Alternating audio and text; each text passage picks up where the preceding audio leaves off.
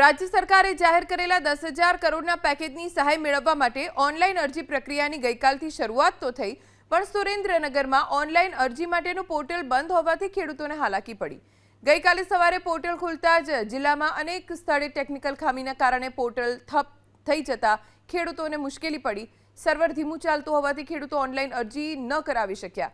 ખેતીવાડી અધિકારી અનુસાર સર્વરમાં ખામીના કારણે સમસ્યા આવી રહી છે. બીજી તરફ ખેડૂતોએ રોષ ઠાલવ્યો કે કૃષિ સહાય પેકેજની જાહેરાત પહેલા સુરેન્દ્રનગરના 500 ગામમાં સર્વે કરવામાં આવ્યો હતો. સરકાર પાસે અમારો તમામ ડેટા છે, તો પછી સહાયની રકમ સીધી ખાતામાં જમા કરી દેવામાં આવે. અહીંયા હું અત્યારે ફોર્મ ભરવા આવ્યો હતો, આજથી ચાલુ થયા છે, પણ હજુ લગી કોઈ જાતનું કામકાજ થતું નથી. નેટ નથી આવતું એવું બાનું કાઢે છે અને અમારે ખેતરથી ઘણું બધું કામ છોડી અને આવવું પડે પાછું. અહીં આવી તો અહીં કે નેટ નથી આવતું ને ફોર્મ નથી ભરાતા ને કોઈ જાતનું કામ થતું નથી. તો સરકારને નમ્ર વિનંતી કે ખેડૂતો ઉપર થોડું ધ્યાન આપે. અરજીઓ સંબંધિત ગામના જે વીસી હોય, વીસી મારફતે અરજી ખેડૂતોએ કરવાની થાય છે. વીસી અરજી કરી અને ખેડૂતે સહી કરવાની.